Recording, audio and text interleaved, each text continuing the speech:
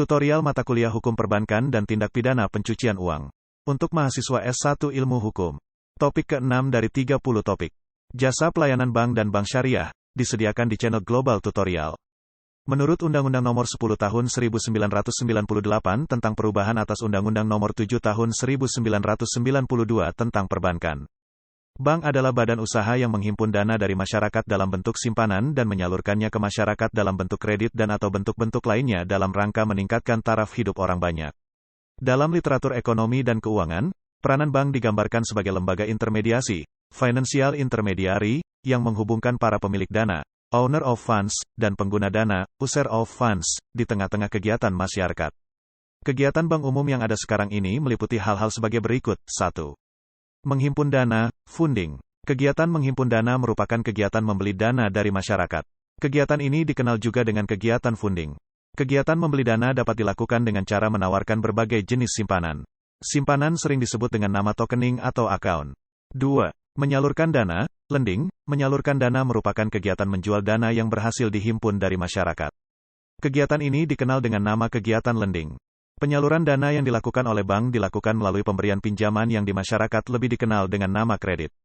Kredit yang diberikan oleh bank terdiri dari berbagai jenis, tergantung dari kemampuan bank yang menyalurkannya. Jumlah serta tingkat suku bunga yang ditawarkan juga beragam. 3. Memberikan jasa-jasa perbankan lainnya, services. Jasa-jasa bank lainnya merupakan kegiatan penunjang untuk mendukung kelancaran kegiatan menghimpun dana dan menyalurkan dana.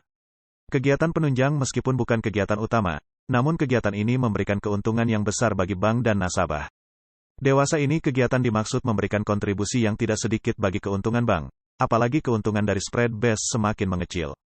Sesuai Pasal 6 Undang-Undang Nomor 7 Tahun 1992 yang kemudian diubah dengan Undang-Undang Nomor 10 Tahun 1998, usaha-usaha yang dapat dilakukan bank meliputi 1. Menghimpun dana dari masyarakat dalam bentuk simpanan berupa giro, deposito berjangka, sertifikat deposito, tabungan, dan atau bentuk lainnya yang dipersamakan dengan itu. 2. Memberikan kredit. 3. Menerbitkan surat pengakuan utang. 4. Membeli, menjual, atau menjamin atas risiko sendiri maupun untuk kepentingan dan atas perintah nasabahnya. A. Surat-surat wesel termasuk wesel yang diakseptasi oleh bank yang masa berlakunya tidak lebih lama daripada kebiasaan dalam perdagangan surat-surat dimaksud. B. Surat pengakuan utang dan kertas dagang lainnya yang masa berlakunya tidak lebih lama dari kebiasaan dalam perdagangan surat-surat termaksud. C. Kertas perbendaharaan negara dan surat jaminan pemerintah. D. Sertifikat Bank Indonesia. E. Obligasi. F. Surat dagang berjangka waktu sampai dengan 1 tahun. G. Instrumen surat berharga lain yang berjangka waktu sampai dengan 1 tahun. H. Memindahkan uang, baik untuk kepentingan sendiri maupun kepentingan nasabah. I. Menempatkan dana pada, meminjam dana dari, atau meminjamkan dana kepada bank lain, baik dengan menggunakan surat, sarana telekomunikasi maupun dengan wesel unjuk, cek atau sarana lainnya. J. Menerima pembayaran dari tagihan atas surat berharga dan melakukan perhitungan dengan atau antar pihak ketiga. K. Menyediakan tempat untuk menyimpan barang dan surat berharga. L. Melakukan kegiatan penitipan untuk kepentingan pihak lain berdasarkan suatu kontrak. 5. Melakukan penempatan dana dari nasabah kepada nasabah lainnya dalam bentuk surat berharga yang tidak tercatat di Bursa Efek. 6. Membeli melalui pelelangan agunan baik semua maupun sebagian dalam hal debitor tidak memenuhi kewajiban-kewajibannya kepada bank, dengan ketentuan agunan yang dibeli tersebut wajib dicairkan secepatnya. 7. Melakukan kegiatan anjak piutang, usaha kartu kredit, dan kegiatan wali amanat. 8. Menyediakan pembiayaan bagi nasabah berdasarkan prinsip bagi hasil sesuai dengan ketentuan yang ditetapkan dalam peraturan pemerintah, dalam Undang-Undang Nomor 10 Tahun 1998 menjadi, menyediakan pembiayaan dan atau melakukan kegiatan lain berdasarkan prinsip syariah, sesuai dengan ketentuan yang ditetapkan oleh Bank Indonesia. 9. Melakukan kegiatan lain yang lazim dilakukan oleh bank sepanjang tidak bertentangan dengan undang-undang dan peraturan perundang-undangan yang berlaku. 10. Dengan Undang-Undang Nomor 10 Tahun 1998, Pasal 6 huruf K Undang-Undang Perbankan 1992 tersebut dihapus dan diciptakan pasal baru, yaitu Pasal 12A yang berbunyi, 1. Bank umum dapat membeli sebagian atau seluruh agunan, baik melalui pelelangan maupun di luar pelelangan berdasarkan penyerahan secara sukarela oleh pemilik agunan atau berdasarkan kuasa atau menjual di luar lelang dari pemilik agunan. dalam hal nasabah debitor tidak memenuhi kewajibannya kepada bank, dengan ketentuan agunan yang dibeli tersebut wajib dicairkan secepatnya. 2. Ketentuan mengenai tata cara pembelian agunan dan pencairannya sebagaimana dimaksud dalam ayat 1, diatur lebih lanjut dengan peraturan pemerintah. Selain melakukan kegiatan usaha tersebut di atas, bank umum dapat pula, 1. Melakukan kegiatan dalam valuta asing dengan memenuhi ketentuan yang ditetapkan oleh Bank Indonesia. 2. Melakukan kegiatan penyertaan modal pada bank atau perusahaan lain di bidang keuangan, seperti sewa guna usaha, modal ventura, perusahaan efek, asuransi, serta lembaga clearing penyelesaian dan penyimpanan, dengan memenuhi ketentuan yang ditetapkan oleh Bank Indonesia.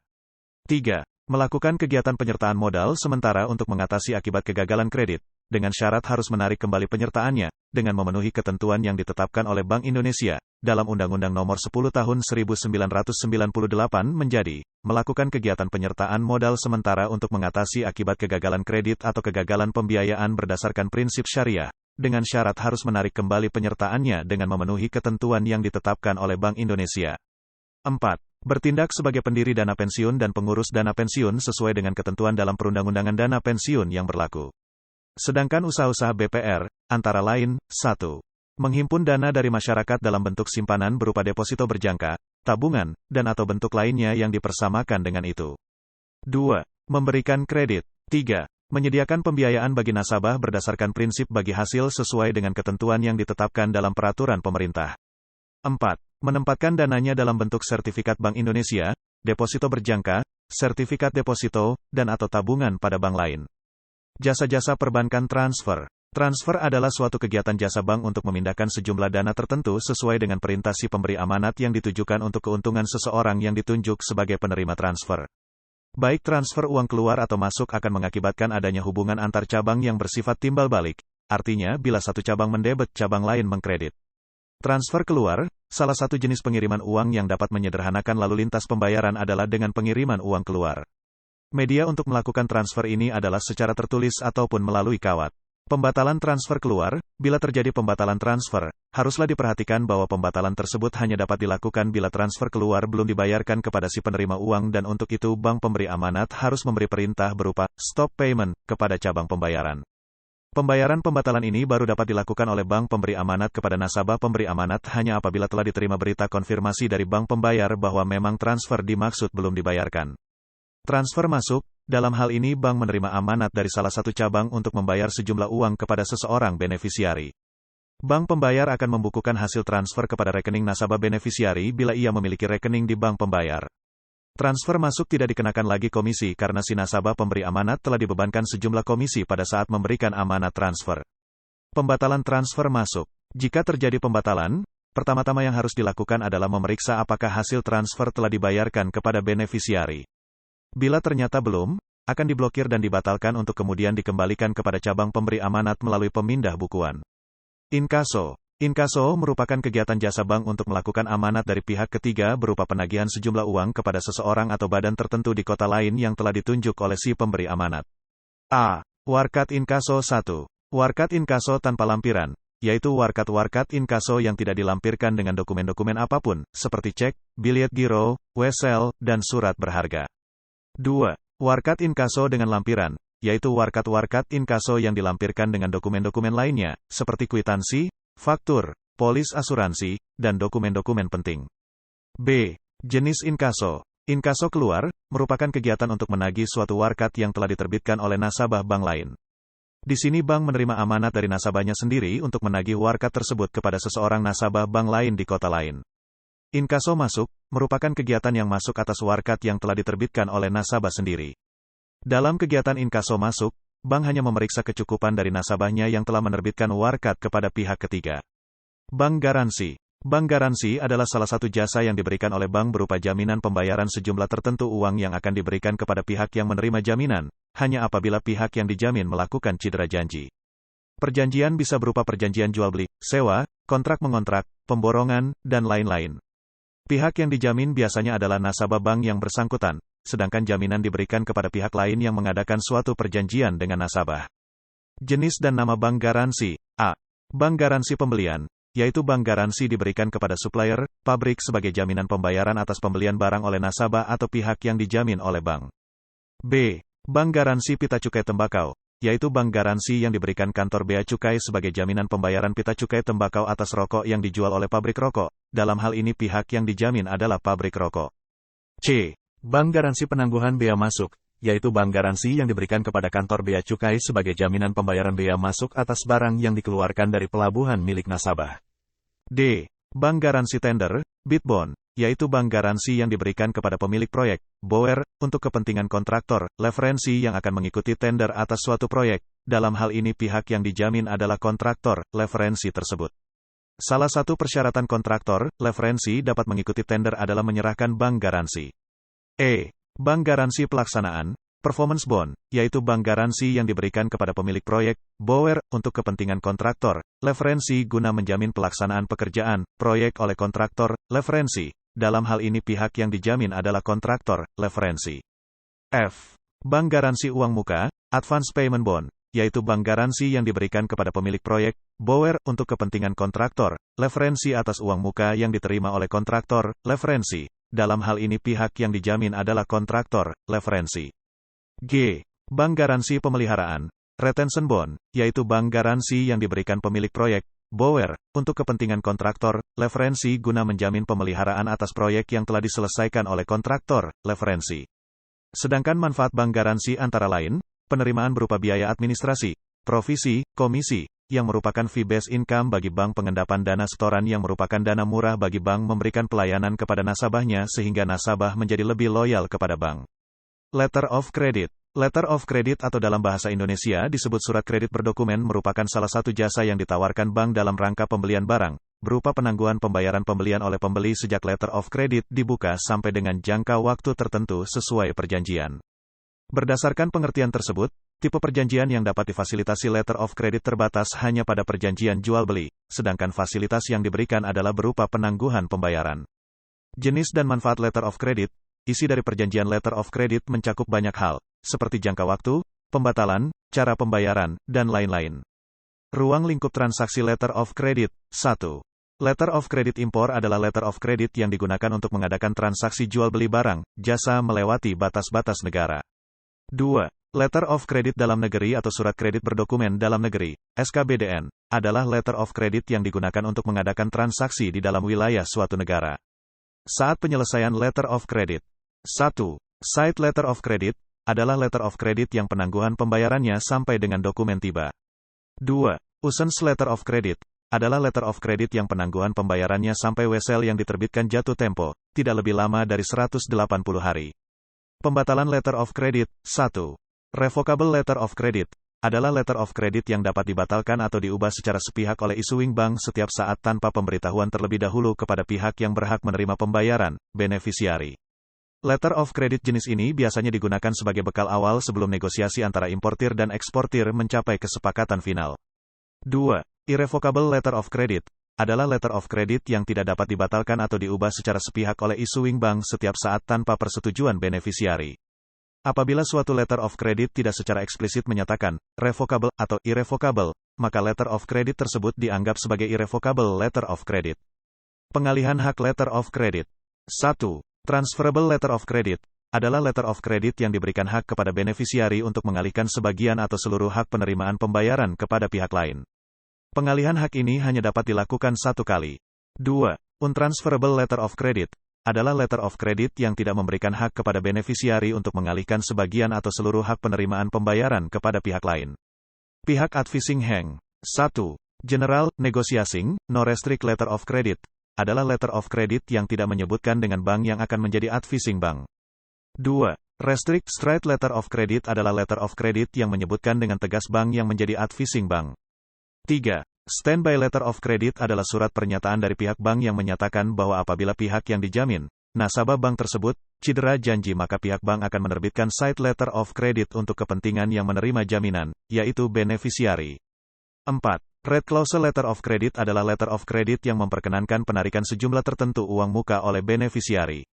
Letter of Credit ini diterbitkan biasanya hanya apabila issuing bank benar-benar percaya pada reputasi beneficiary.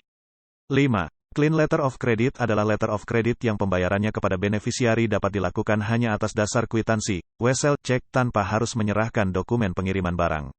Manfaat yang dapat diharapkan oleh bank dengan memberikan fasilitas letter of credit kepada nasabahnya adalah 1. Penerimaan biaya administrasi berupa provisi, komisi yang merupakan base income bagi bank. 2. Pengendapan dana setoran yang merupakan dana murah bagi bank. 3. Pemberian pelayanan kepada nasabahnya sehingga nasabah menjadi lebih loyal kepada bank. Wali amanat adalah pihak yang mewakili kepentingan pemegang efek bersifat uang. Bank umum yang akan bertindak sebagai wali amanat, wajib terlebih dahulu terdaftar di Bapepam untuk mendapatkan surat tanda terdaftar sebagai wali amanat. Manfaat dari wali amanat adalah A. Memenuhi salah satu persyaratan atas penerbitan obligasi. B. Meningkatkan kepercayaan investor untuk membeli obligasi yang diterbitkan. C. Menambah kepercayaan investor atas bonafiditas emiten. Persyaratan untuk menjadi wali amanat adalah A. Bertempat kedudukan di Indonesia. B. Dalam 2 tahun terakhir secara berturut-turut memperoleh laba, keuntungan. C. Laporan keuangan telah diperiksa akuntan publik, akuntan negara untuk 2 tahun berturut-turut dengan pernyataan pendapat wajar tanpa syarat untuk tahun terakhir. Berikut adalah beberapa tugas dari wali amanat. A. Menganalisis kemampuan dan kredibilitas emiten, apakah secara operasional perusahaan emiten mempunyai kesanggupan menghasilkan dan membayar obligasi beserta bunganya. B. Menilai kekayaan emiten yang akan dijadikan jaminan wali amanat harus mengetahui dengan pasti apakah nilai kekayaan emiten yang menjadi jaminan setara atau memadai dibanding nilai obligasi yang diterbitkan. C. Melakukan pengawasan terhadap kekayaan emiten. Apabila harta yang menjadi jaminan tadi dialihkan pemanfaatan atau pemilikannya haruslah sepengetahuan wali amanat. Clearing. Clearing adalah suatu cara penyelesaian utang piutang antara bank-bank peserta clearing dalam bentuk warkat atau surat-surat berharga di suatu tempat tertentu. Warkat clearing, antara lain cek, biliet, CD, nota debit, dan nota kredit. Warkat harus dinyatakan dalam mata uang rupiah, bernilai nominal penuh, dan telah jatuh tempo. Clearing dibagi 2, yaitu A. Clearing manual. B. Clearing elektronik. Bank peserta clearing, bank yang termasuk sebagai peserta clearing adalah bank umum yang berada dalam wilayah tertentu dan tidak dihentikan kepesertaannya dalam clearing oleh Bank Indonesia. Sebuah bank dapat dilarang untuk mengikuti clearing karena berbagai alasan. Jika salah satu peserta clearing karena suatu hal tidak dapat turut serta dalam clearing, peserta tersebut wajib mengajukan permohonan pada penyelenggara clearing 10 hari sebelumnya. Alasan pengunduran diri, A. Kesulitan keuangan sehingga tidak dapat memenuhi syarat-syarat ikut clearing. B. Masalah dalam kepengurusan. Syarat yang harus dipenuhi oleh suatu kantor bank umum agar dapat menjadi peserta clearing, yaitu A. Suatu kantor bank umum diwajibkan ikut serta dalam clearing, setelah mendapat persetujuan Bank Indonesia. B. Mempunyai izin usaha yang sah. C. Keadaan administrasi dan keuangan memungkinkan. D. Simpanan masyarakat dalam bentuk giro dan kelonggaran tarik kredit yang diberikan oleh kantor tersebut telah mencapai sekurang-kurangnya 20% dari syarat modal disetor minimum bagi pendirian bank baru di wilayahnya. E. Menyetor jaminan clearing sebesar 50% rata-rata kewajiban 20 hari terakhir dikurangi 40% rata-rata tagihan 20 hari terakhir. Bank peserta menunjuk minimal orang wakil tetap pada lembaga clearing. Mekanisme clearing. Pertemuan clearing dilakukan dalam 2 tahap. A. Clearing penyerahan kegiatan yang harus dilakukan. 1. Warkat dicap yang memuat sebutan clearing, dan dicantumkan nomor kode kelompok peserta. 2. Persetujuan penyelenggara dan peserta lain. 3. Clearing retur. B. Setelah warkat dikembalikan kemudian dikelompokkan menurut peserta dan dicatat dalam daftar clearing retur lengkap dengan nilai nominalnya. Penyelenggara selanjutnya menyusun neraca gabungan peserta. Mencari pinjaman dari bank lain atau call money. Clearing elektronik adalah clearing lokal dalam pelaksanaan perhitungan dan pembuatan biliet saldo clearing yang didasarkan pada data keuangan elektronik disertai penyampaian warkat, surat berharga. Tujuan diselenggarakannya clearing elektronik ini adalah A. Meningkatkan kualitas dan kapasitas layanan sistem pembayaran cepat, akurat, andal, aman, dan lancar. B. Meningkatkan efisiensi, efektivitas, keamanan pelaksanaan, dan pengawasan proses. Mekanisme clearing, pesertanya terdiri dari peserta A. Langsung aktif. B. Langsung pasif. C. Tidak langsung. Fasilitas bagi peserta, meliputi A. Informasi hasil clearing. B. Laporan hasil proses clearing. C. Rekaman data warkat yang diterima. D. Salinan warkat dan permintaan ulang alas laporan hasil proses clearing. E. Investigasi selisih. F. Pengujian kualitas MICR code line. Proses. A. Siklus clearing nominal besar. B. Siklus clearing retail. Settlement dasar perhitungan dalam clearing elektronik di bawah 100 juta rupiah adalah data keuangan elektronik, DKE. Perhitungan hasil clearing akan tercermin dalam biliet saldo clearing yang dapat bersaldo kredit, menang, atau debit kalah. Hasil ini dibukukan langsung ke rekening giro tiap bank di Bank Indonesia tanpa melihat kecukupan dana, net settlement. Biaya Bank Indonesia mengenakan biaya kepada para peserta clearing. Demikianlah materi topik ke-6 tutorial kuliah hukum perbankan dan tindak pidana pencucian uang untuk mahasiswa jurusan ilmu hukum.